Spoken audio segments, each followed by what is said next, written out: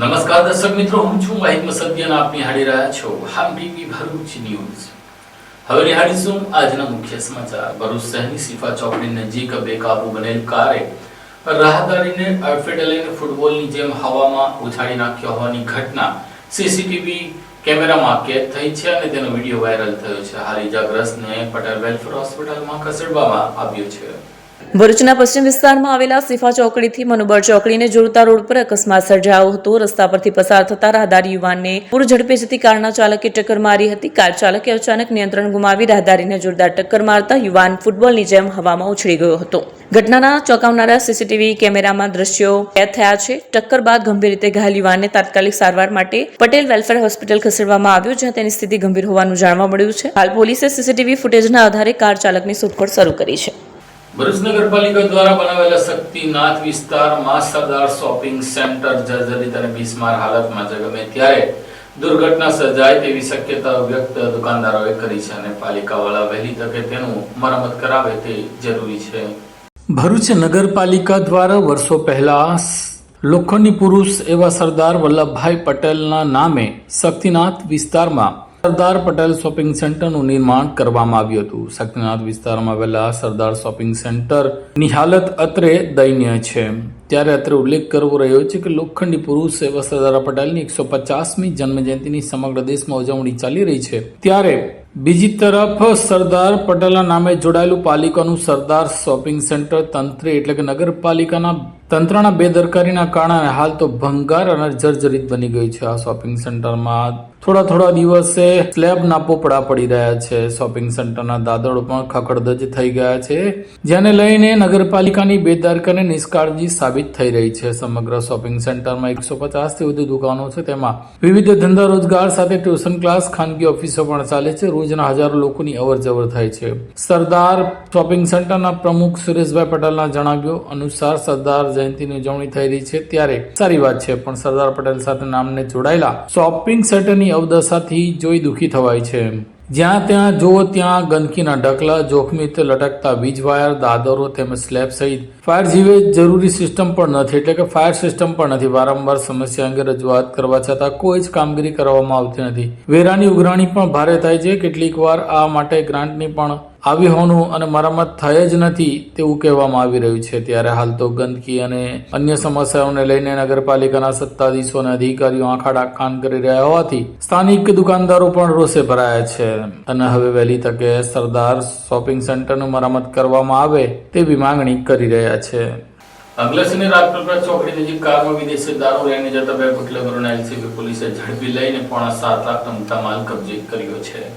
Bharuch LCB ટીમે અંકલેશ્વર રાજપીપળા ચોકડી પાસે સદાનંદ હોટેલ નજીકથી હ્યુન્ડાઈ ક્રેટા કારમાંથી પ્રતિબંધિત ભારતીય બનાવટનો વિદેશી દારૂ સહિત કુલ 6.91 લાખ ઉપરાંતનો મુદ્દામાલ ઝડપી પાડ્યો હતો. એલસીબીની ટીમ ખાનગી વાહનમાં પેટ્રોલિંગ કરી રહી હતી ત્યારે બાતમીના આધારે GJ16DK 6121 હ્યુન્ડાઈ ક્રેટા ગાડીનું રાજપીપળા ચોકડી ખાતે વોચ રાખવામાં આવી. બાતમીવાળી ગાડી આવતા તેને રોકી તપાસ કરતા બોનેટમાંથી દારૂની કુલ 41 બોટલ મળી આવી. પોલીસે અંદાડાના વિનોદ ઉર્ફે સુનિલ રામસંગ ગોહિલ તેમજ ભરૂચના નકુલ જેહરસંગ વસાવાની અટકાયત કરી હતી. પૂછપરછમાં ડ્રાઈવર વિનોદ ઉર્ફે સુનિલ રામસંગભાઈ ગોહિલે જણાવ્યું હતું કે દારૂ નંદુરબારથી ભરેલ છે અને તે અંકલેશ્વરમાં પોતાના છૂટક વેચાણ માટે લાવતો હતો. એલસીબીએ ગાડી સહિત તમામ મુદ્દામાલ ઝડપી અંકલેશ્વર જીઆઈડીસી પોલીસ સ્ટેશન ખાતે ગુનો નોંધાવ્યો હતો અને વધુ તપાસ હાથ ધરી હતી. ભરૂચ સિવિલ હોસ્પિટલ કમ્પાઉન્ડમાં ચાલતી સેવા ભાવિ સંસ્થા સેવા યજ્ઞ સમિતિ દ્વારા અંકલેશ્વરની એસિડ પી જનારી મહિલાની ગળાની સર્જરી કરાવી તેનું નવું જીવન આપ્યું હતું. ભરૂચમાં એસિડ પી જનાર મહિલાની અન્નનળી સંકોચાઈ ગઈ હતી, જેના કારણે માત્ર ગ્લુકોઝના બોટલો પર નિર્ભર મહિલાની સેવા યજ્ઞ સમિતિએ જટિલ સર્જરી કરાવી પુનઃ નવજીવન અપાવ્યું છે. ભરૂચમાં સેવા યજ્ઞ સમિતિ હંમેશા ગરીબ અને દિન દુખીઓની સેવા માટે જાણીતી છે. ત્યારે આવી જ એક સેવા કરીને એક મહિલાને નવજીવન આપ્યું છે. મહિલાને સારવાર અર્થે ભરૂચ સિવિલ હોસ્પિટલ દાખલ કરવામાં આવી. એસિડના કારણે તેને અન્નનળી અને પેટના ભાગે ગંભીર ઇજાઓ થઈ હતી. તેના ગળાની અન્નનળી સંકોચાઈ ગઈ હતી, જેના કારણે તે ખોરાક ન લઈ શકતી હતી, જેથી 4 મહિના સુધી તે માત્ર ગ્લુકોઝની બોટલો પર જ હતી. જોકે ત્યારબાદ તે સેવા યજ્ઞ સમિતિના રાકેશ ભટ્ટ પાસે આવી પોતાની વ્યથા જણાવી, જેથી રાકેશ ભટ્ટે રેશમાની પ્રથમ ભરૂચમાં સર્જરી કરાવી, જેના કારણે તે પાણી, દૂધ અને લિક્વિડ લેવા લાગી. આ બાદ સેવા યજ્ઞ સમિતિ દ્વારા તેને સુરત ખાતે આવેલી ખાનગી હોસ્પિટલમાં ઇસોફગસ સ્ક્રીન ગ્રાફ્ટિંગ પાઇપિંગ નામની અન્નનળી અને પેટની જટિલ સર્જરી કરાવી. આ સર્જરી બાદ આજે રેશમા દેવી પૂજક બધી જ વસ્તુઓ આરોગી સ્વસ્થ જીવન જીવી રહ્યા છે. તે બદલ તેઓએ સેવા યજ્ઞ સમિતિનો આભાર વ્યક્ત કર્યો હતો. મારું નામ રેશમા. મને ખવાતું નહોતું, અનાજ ન જતું, પાણી નહોતું જતું. તો મેં સિવિલમાં દાખલ હતી તો મને કોઈ એવું કીધું કે સેવા એટમાં જા તને રાકેશ સાહેબે મને ઓપરેશન કરાવી નતા. મારું ઓપરેશન હારું થયું તો મેં બધું જ ખાવ પીવું છું. શું શા કારણથી તારાથી ખવાતું પીવાનું શું કરેલું તે તને તકલીફ? મારા છોકરાને મારા સાસુ લોકો લઈ તો મેં ગુસ્સાના મારે એસિડ પી ગઈ હતી. તો મારી પાણી દૂધ કશું નતું જાતું, અનાજ નતું જાતું. તો મને સિવિલમાં મેં દાખલ થઈને બાટલા ચડાવતા હતા. બાટલા ઉપર સારું રહેતેલું. પછી મારી અનાજ પાને મેં સેવા એટમાં આવી તો મને રાકેશ સાહેબે મને ઓપરેશન કરીને મને ત્યાં બધું ખબર પીવાય છે. હું રાકેશ ભટ્ટ સેવા યજ્ઞ સમિતિ. મારી બાજુમાં જે બેન બેઠા છે એ રેશમાબેન દેવી પૂજક. એ આજથી 6 મહિના પહેલા એમના પતિ કઈ ગાડી નીચે આવીને એક્સપાયર થઈ ગયા હતા અને એમનો છોકરો એમની સાસુ લઈને જતા રહ્યા હતા. એટલે ડિપ્રેશન કઈ આવી ગયું હશે અને પોતે એસિડ ગટગટાવી ગયેલા. હવે એસિડ ગટગટાવી ગયા પછી બી એ પોતે જીવિત રહ્યા અને હવે શું થયું હતું કે અન્નનળીને બધું બ્લોક થઈ જવાથી એમને શરીરમાં અન્નનો દાણો કે પાણી પણ જતું નહોતું.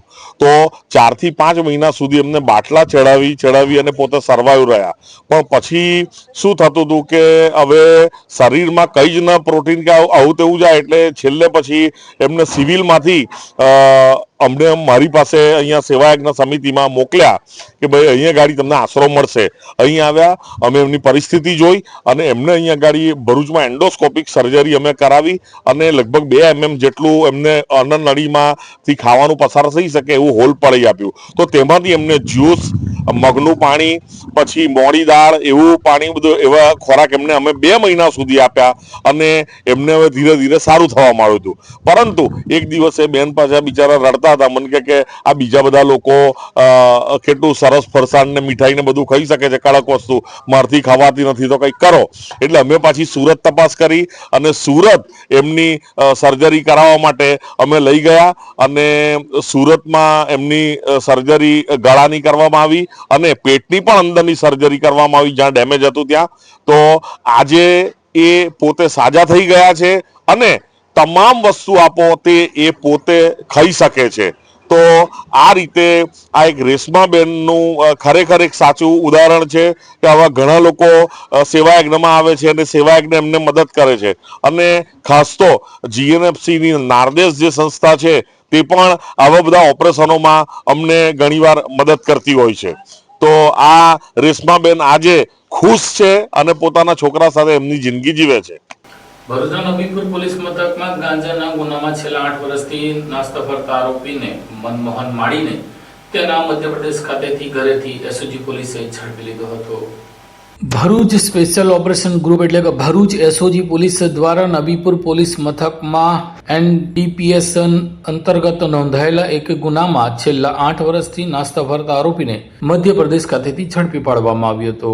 એસઓજી પોલીસ મથકના પોલીસ અધિકારી MB પામણિયા તેમજ પોલીસ ઇન્સ્પેક્ટર AH છૈયા સહિત એસઓજીની ટીમ દ્વારા નાસ્તા ફરતા આરોપીને ઝડપી લેવાની કામગીરીના ભાગરૂપે તારીખ 10/1/2017 ના રોજ એસઓજી દ્વારા ભરૂચના વગુસણા નેશનલ હાઈવે નંબર 8 ઉપર આવેલ જમ્પર સરોવર હોટલ ખાતે ગેરકાયદેસર નશાકારક પદાર્થ પોસ્ટ ડોડા કુલ 1166.62 કિલોગ્રામ કે જેની કિંમત 11,66,620 તથા અફીણ 900 ગ્રામ જેની કિંમત 18,000 અને રોકડ રકમ મળી 14,20,398 નો મુદ્દામાલ પકડી પાડી નબીપુર પોલીસ મથકમાં જે તે સમયે 2017માં આ અંગે narcotics and psychotropic substance act 1988 ની કલમ મુજબ ગુનો દાખલ કરાવ્યો હતો. સદર ગુનામાં ધરપકડથી બચવા અલગ અલગ જગ્યાએથી નાસ્તો ફરતો આનો આરોપી મનમોહન ચંપાલાલ માળી રહેવાસી મકાન નંબર 46 વોર્ડ નંબર 6 તિલખેડા પીપળિયા મંડી પોસ્ટ પીપળિયા મલ્હારગઢ જિલ્લો મંદસૌર એટલે કે મધ્યપ્રદેશનો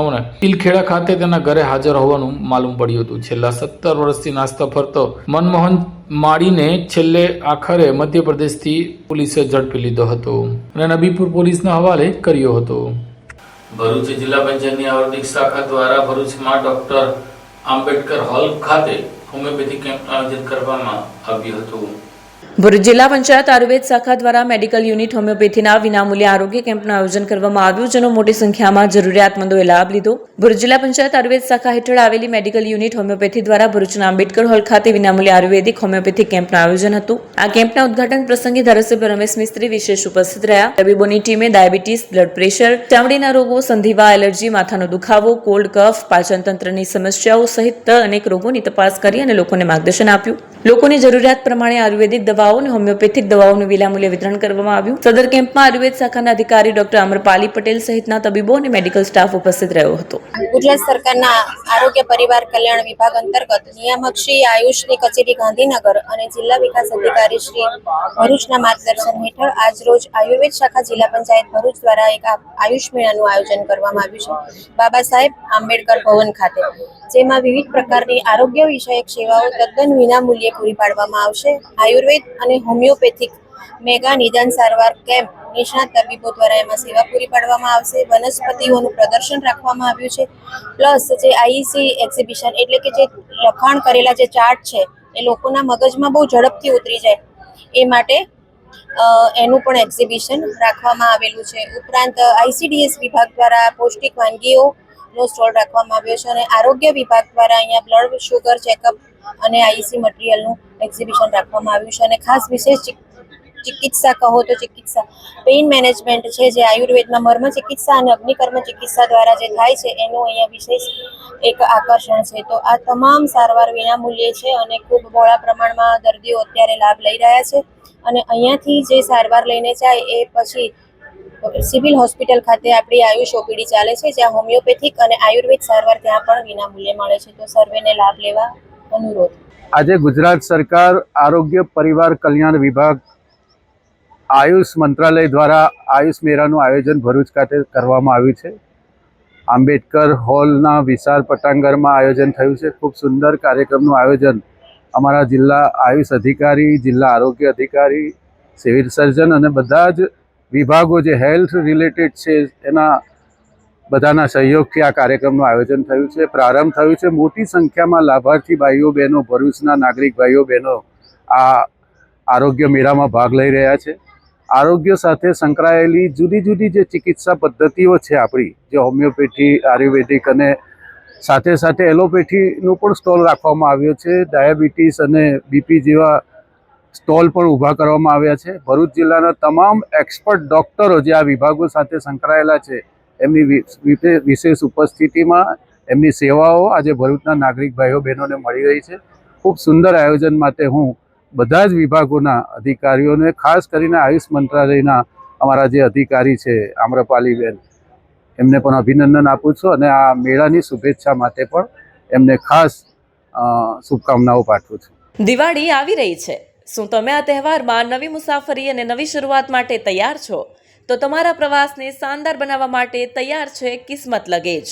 અમારે ત્યાં તમને college bag, school bag, laptop bag, gym bag, duffel bag, trolley bag, tiffin bag, office bag મળી જશે.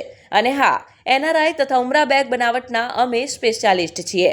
અહીં બ્રાન્ડેડ અને અમારા પોતાના હેન્ડમેડ બેગ્સનો અદ્ભુત કલેક્શન છે. અને હા, અમારા દ્વારા બનાવેલ વસ્તુઓ ઉચ્ચ ગુણવત્તાની અને ગેરંટી સાથે આવે છે. તમામ પ્રકારના બેગનું સમારકામ પણ મિનિટોમાં કરી આપીશું. ખાસ કરીને આ દિવાળી માટે ધમાકેદાર દિવાળી ઓફર.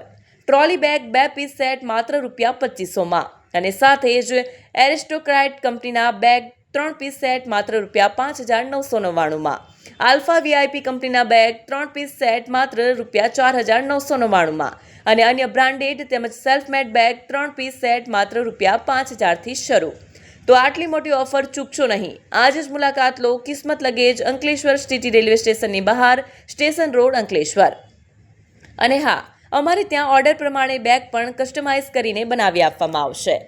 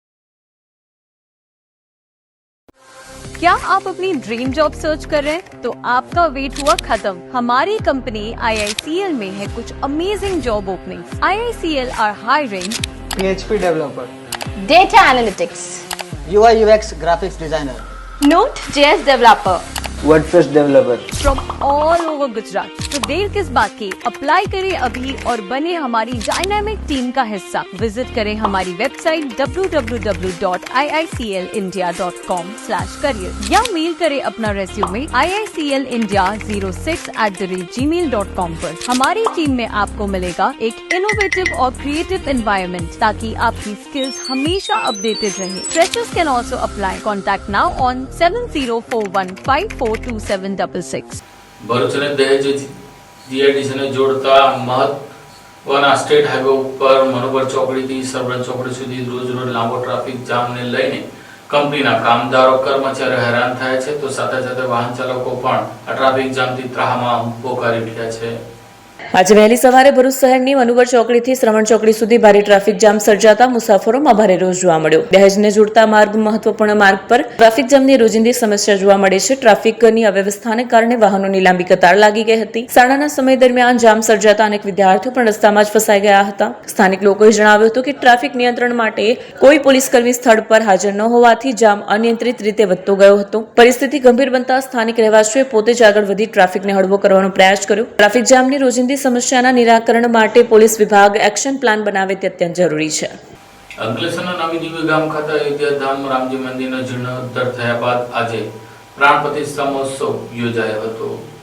અંકલેશ્વર તાલુકાના નવી દેવી ખાતે મિની અયોધ્યા ધામ રામજી મંદિરનો જીર્ણોદ્ધાર કરાયા બાદ પ્રાણ પ્રતિષ્ઠા મહોત્સવ યોજાયો હતો। અગાઉ આ રામજી મંદિર 150 વર્ષ જૂનું હતું, જેનું સમયાંતરે જીર્ણોદ્ધાર કરાયો હતો। હવે પુનઃ મિની અયોધ્યા ધામ તરીકે નિર્માણ કરાયું હતું। ત્રિદિવસીય આ પ્રાણ પ્રતિષ્ઠા મહોત્સવ દરમિયાન કુટીર હોમ, શોભાયાત્રા, મહાઆરતી, લોક ડાયરો, મહાપ્રસાદી સહિતના ધાર્મિક કાર્યક્રમો યોજાયા હતા, જેનો લાભ મોટી સંખ્યામાં ભાવિકોએ ઉઠાવ્યો હતો।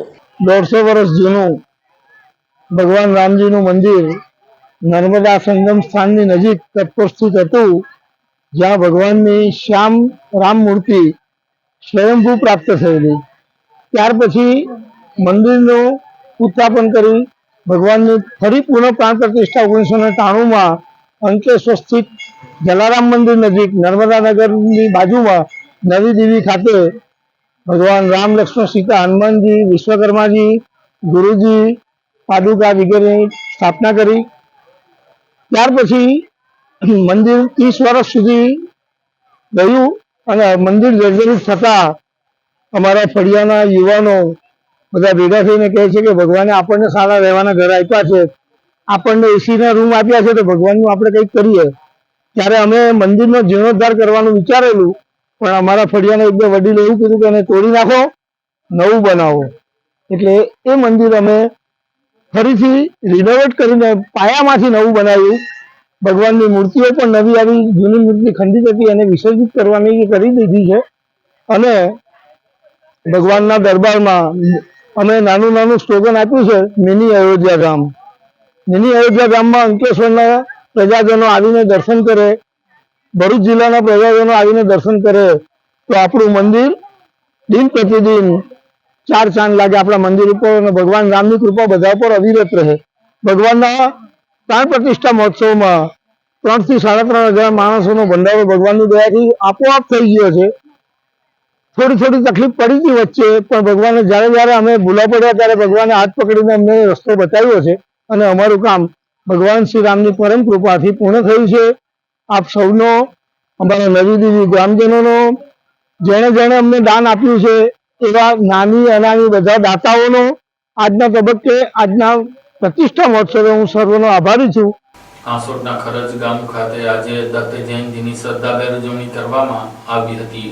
ભરૂચના હાંસોટના ખરજ ગામ નજીક આવેલ દત્તાશ્રય આશ્રમ ખાતે દત્ત જયંતિની ભક્તિભાવપૂર્વક ઉજવણી કરવામાં આવી। આશ્રમના સ્થાપક આચાર્ય ભાવિન પંડ્યા અને આચાર્ય મનન પંડ્યા દ્વારા આયોજિત આ ધાર્મિક કાર્યક્રમમાં સુરત અને ભરૂચ જિલ્લાના ભક્તોએ મોટી સંખ્યામાં હાજરી આપી। દત્ત જયંતિ નિમિત્તે અરજી હવનનું આયોજન કરવામાં આવ્યું, જેમાં ભક્તોએ એક કોરા કાગળમાં પોતાના મનની ઈચ્છા, મનોકામના અથવા સમસ્યા અંગેની અરજી લખી। આ અરજીને ત્યારબાદ ભક્તોએ હવનકુંડમાં શ્રીફળની સાથે હોમી દીધી। ભક્તોનું માનવું છે કે આ રીતે કરવામાં આવેલી અરજી સીધી ભગવાન દત્તના ચરણોમાં પહોંચે છે અને તેમની મનોકામના પૂર્ણ થાય છે।